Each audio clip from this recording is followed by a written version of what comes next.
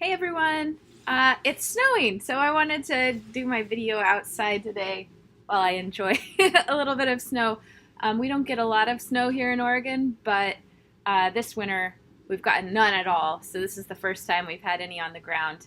It's been really super warm, kind of disturbing actually. So it's exciting to me to see a little bit of it falling. I've been watching the turkeys and stuff walking through the yard trying to find food underneath the snow. It's great. So anyway, a couple small housekeeping things. Just want to make sure everybody is aware of the due date on the transmaterialization assignment. It is due on Sunday. So you all started it last week. Hopefully you got a little bit done last week and you just have a small amount to wrap up to get to the end of that this week. I'm really excited to see what your ideas are. I don't think anybody ended up posting in the forum that we opened for brainstorming, but hopefully that means you guys all just had really amazing ideas right off the bat, and so you didn't need any help. So I'm excited to see what you come up with. Next up, I'm a little bit behind right now on grading. I'm sorry about that. I had some undergrad assignments that came in last week, and I've been trying to get caught up, but I just wanted you to know all grading will be recorded up through the end of Unit 1 by Wednesday at the latest. So you should have your Unit 1 grades all wrapped up at that point. So go ahead and go in there and check Wednesday to see where you're at. If anyone is concerned about their grade or would like more feedback on assignments, just send me a note. I am happy to elaborate on any of my feedback. I don't tend to give feedback on smaller assignments just because I've found that people honestly don't really look at the feedback on the little things for the most part. So I don't want to waste anybody's time having your grading come in later than it needs to be because I'm racking my brain on feedback if it's not helpful. So if you would like more, please just let me know. I'm happy to give you direct feedback. So what else? Looking at my notes here. So one thing I wanted to just share with you all, since you're the grad level of sustainable thinking and design, I had that assignment I referenced of my undergrads in graphic design. They're taking a collaborative design class, but I like to work in sustainability whenever I can.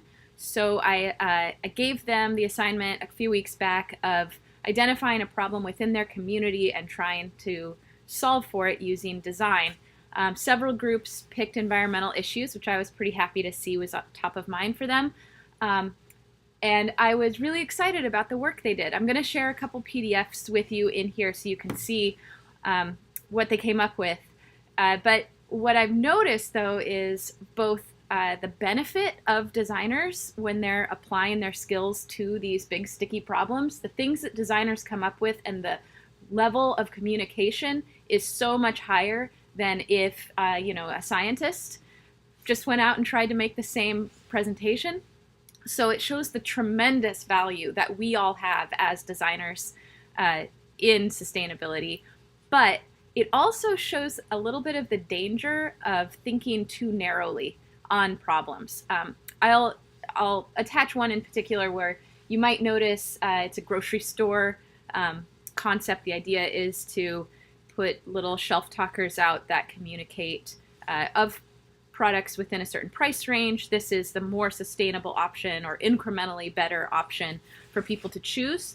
But it actually creates a tremendous amount of waste in the way that they applied it. So while it's a great idea and it's beautiful, it's really not solving the overall problem of creating less waste. So I think that just goes to demonstrate it's something that's come up a little bit as you guys were discussing the leadership thread and the frameworks assignment as well, that if we are defining our terms too narrowly, if we're only looking at our deliverable and we're not looking at the larger system and the ecosystem in which our designs live, we can actually create more problems than we solve. So I think Eva mentioned something like this in one of her comments last week, and I really thought it was a good point that if we were to apply one of our frameworks to a problem, but we set the boundaries so narrowly as to be focused only on our design, and we don't see the impact that our design might have beyond its own boundaries, the larger system, then can we really call it sustainable? And no, we can't. If it's not solving more problems than it creates, it is not sustainable. We need to even be going beyond that to regenerative thinking and not just making things incrementally better. So it's very important to recognize the world in which our designs operate. So anyway, that's a bit of a tangent, but this one assignment that I'll show you guys for my undergrad, I think does a good example of trying to solve a problem in a way that's too narrow.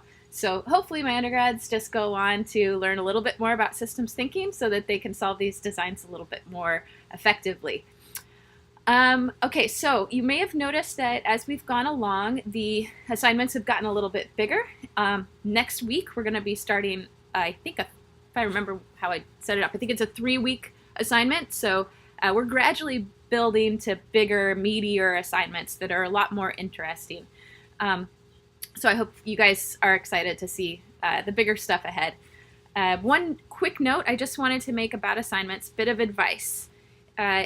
Make sure that you are proofreading, checking for spelling, checking for grammar, especially. When we make things in using Word to type out, a lot of times it'll check our spelling, but it's not as effective at checking our grammar. Some of you will notice when you're getting your grades through that I have been grading down if I see repeated grammar errors or writing style errors. So the reason I'm being a little bit hard on this is that, well, for one, we are supposed to be communicators, so we need to be communicating at a very high level. And two, all of this for you guys is building toward your thesis. And your thesis needs to be perfectly written. I can tell you from experience, having done this, that having a tight first draft will get you light years ahead. If you're having to go through and make, draft after draft, just fixing grammar and spelling, it will really slow you down and bog you down on the whole thing. So I'm going to be a little bit strict about that. So make sure that you are going in and checking as you go. I just want you to be prepared when you get to that thesis. That's all I have for this week. Let me know if you have any questions. I am still doing office hours. I know no one ever contacts me, but I am online Tuesdays and Thursdays in the mornings and available by email. If anyone wants to have a quick chat as well, then please let me know. Anyway, enjoy the week. I'm going to go enjoy this snow, and I won't, but not for long because I need to get your grading done. Anyway, I'll talk to you all later. Have a good week.